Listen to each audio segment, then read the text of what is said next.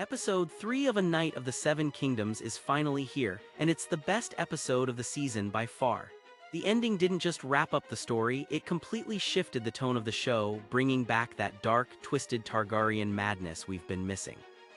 The reveal of Egg's true identity during the puppet show wasn't just a shock, it was the culmination of clues hidden throughout the entire episode.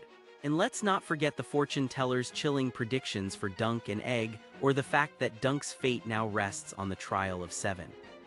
Let's break down this week's episode, explore what made it so gripping, and share why it left such a lasting impression. Spoiler warning, if you haven't watched episode 3 yet, now's your chance to turn back.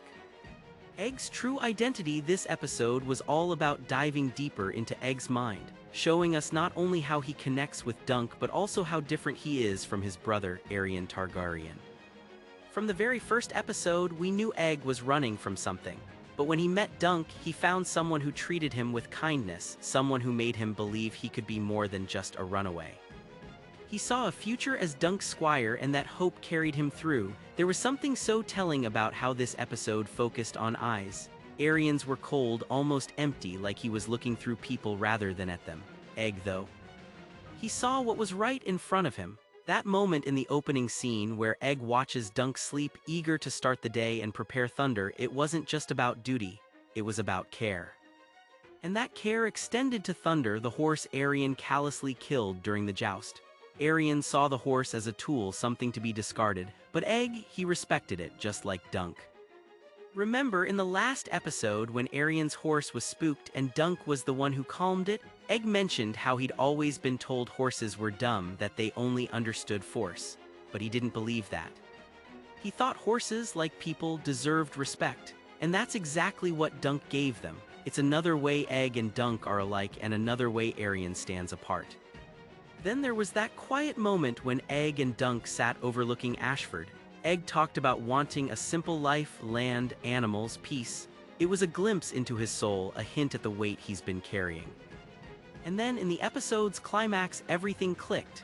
When Dunk stood up to Aerion to protect Tanselle, Egg couldn't let him get hurt, so he revealed the truth. He wasn't just some orphan boy, he was Aerion's brother. The blonde hair was gone because he didn't want to be like his family. He cut it off to distance himself from them, from the cruelty he knew all too well. That's why he panicked at the sight of the Targaryen banner in episode 2. That's why he whispered "kill him" during Aerion's joust, because he knew his brother was capable of anything. And when Aerion killed Dunk's horse, Egg didn't just suspect foul play. He knew, because he'd grown up with Aerion's cruelty. Dunk, though, had no idea, and now I can't help but wonder, will Dunk feel betrayed? Egg lied about everything, his name, his past, even his father. Dunk thought he was protecting a squire, not a prince. Sir Duncan, the Tall's nobility. One thing that really stood out in this episode was Dunk's nobility. He truly embodies what it means to be a knight, protecting the weak, standing for what's right, and earning his victories. Even though Dunk can be firm with Egg, we've seen a softer side to him, almost like a brotherly protection. We saw it when Dunk taught Egg how to brush Thunder and when he made him breakfast.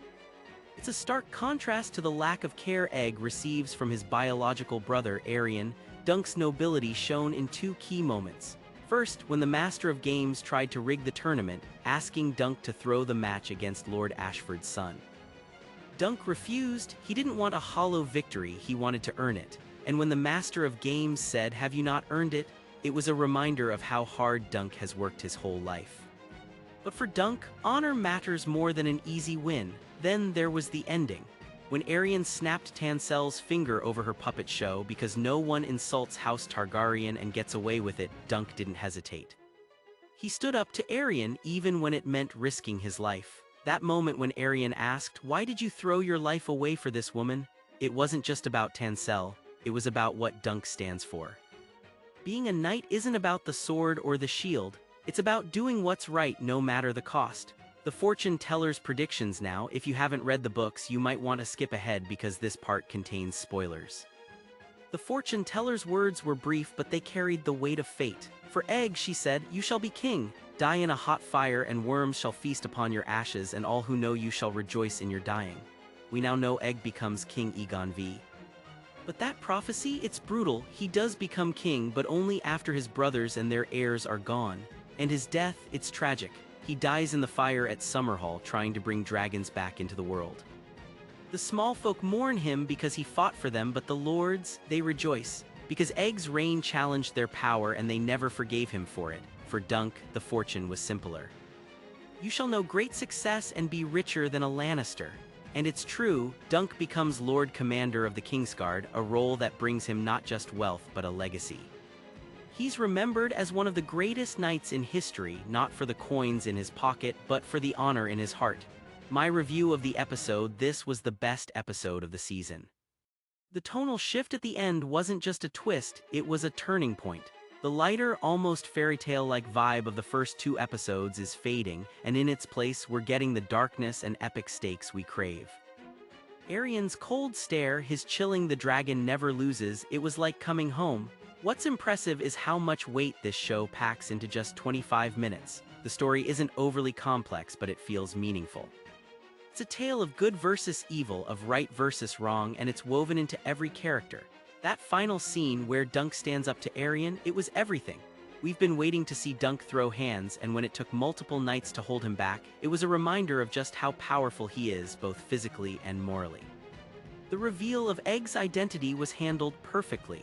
Those subtle hints, his reaction to the Targaryen banner, his quiet rage when Aerian cheated, made the reveal all the more satisfying. And when Egg started calling the knights by their names, commanding them to stop, his confidence suddenly made sense. What a Knight of the Seven Kingdoms does better than House of the Dragon or even Game of Thrones is its humanity. Dunk and Egg's relationship is infectious. You root for them, you see yourself in their struggles. They stand for what's right, and in a world as gray as Westeros, that's refreshing.